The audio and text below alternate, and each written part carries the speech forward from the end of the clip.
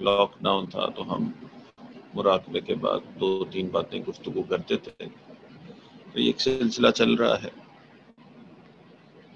تو پچھلے کئی دنوں سے ان 2 باتوں میں استغفار اور درود شریف کے بارے میں گفتگو ہو رہی تھی.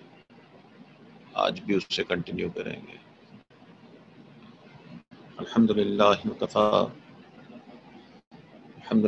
وکفی وسلام علی عبادہ الذین اصطفی اما بعد. کل کی مجلس میں درود شریف سے متعلق 2 فضائل بیان کیے گئے کہ جو شخص کثرت سے درود پڑھتا ہے، حدیث پاک میں آتا ہے کہ اللہ تعالیٰ اسے آگ سے بھی بری فرما دیتے ہیں، نفاق سے بھی بری فرما دیتے ہیں. اور درود شریف کی دوسری فضیلت یہ ہے کہ جو شخص کثرت سے درود پڑھتا ہے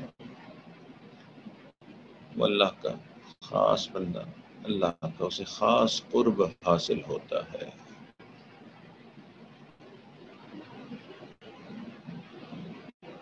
آج کی اس مجلس میں 2 اور فضائل بیان کرنے کا ارادہ ہے. ایک فضیلت تو یہ ہے کہ جو شخص درود شریف کثرت سے پڑھتا ہے اسے نبی علیہ السلام کا بھی خاص قرب حاصل ہوتا ہے. حدیث پاک میں آتا ہے نبی علیہ السلام نے ارشاد فرمایا کہ قیامت کے دن میرے سب سے قریب وہ ہوگا جو مجھ پہ سب سے زیادہ درود پڑھتا ہوگا.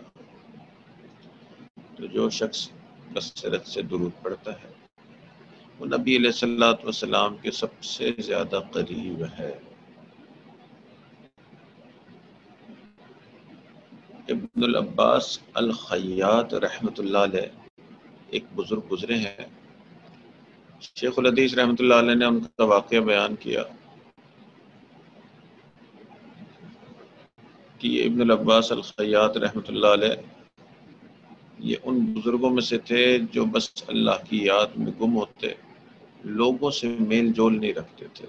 سالوں لوگ ان کو دیکھتے نہیں، بس ایک اپنی دنیا تھی. تو کتابوں میں لکھا ہے کہ کچھ ایسے بزرگ ہوتے ہیں کہ جن کا لوگوں سے اتنا تعلق نہیں ہوتا، بس وہ ایک فنائیت کی کیفیت میں ہر وقت ہوتے ہیں. تو یہ بزرگ ابن العباس الخیاط رحمۃ اللہ علیہ بھی ایسے. تو لوگ ان کی بزرگی کے قائل تھے مگر لوگ ان سے مل نہیں پاتے تھے، کسی سے ملتے ہی نہیں تھے. کئی سالوں بعد لوگوں نے دیکھا کہ اسی علاقے کے اسی زمانے کے ایک بزرگ تھے ابن رشیق رحمۃ اللہ علیہ. تو یہ ابن العباس الخیاط جو تھے یہ ابن رشیق رحمۃ اللہ علیہ کی مجلس میں نظر آنے لگے. ہر ہفتے ان کی مجلس میں وہ باقاعدگی کے ساتھ جاتے ہیں.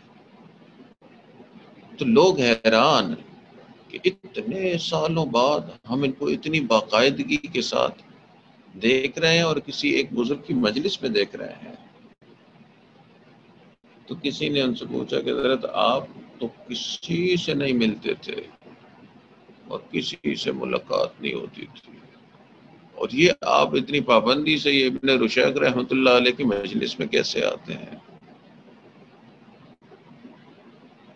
تو انہوں نے فرمایا کہ جی مجھے خواب میں نبی علیہ السلام کی زیارت ہوئی اور نبی علیہ السلام نے حکم دیا کہ تم ابن رشیق کی مجلس میں جایا کرو کہ وہ مجھ پہ کثرت سے درود پڑھتے ہیں.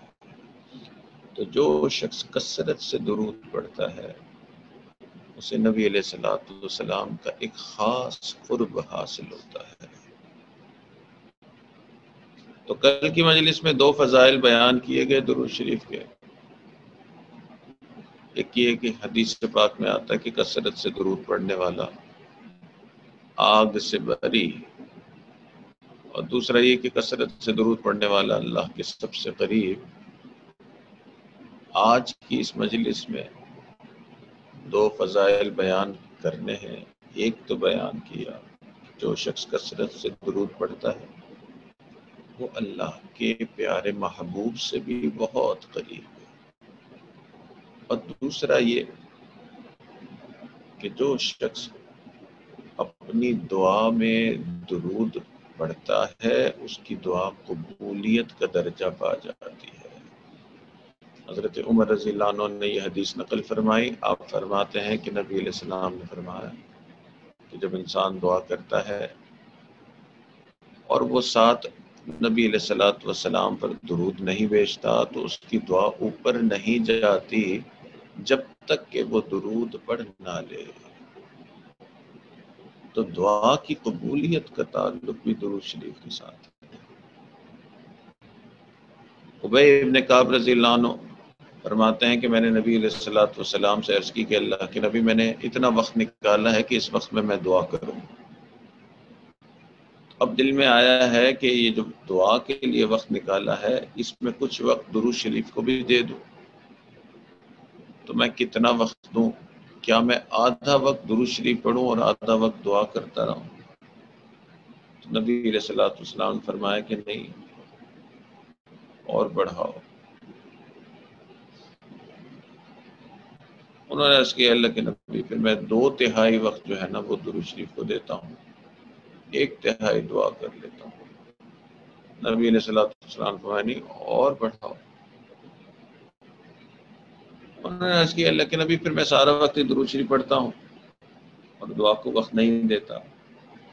نبی علیہ السلام نے فرمایا کہ جو شخص کثرت سے درود پڑھتا ہے اس کی ضروریات اللہ رب العزت بن مانگے پوری کر دیتے ہیں۔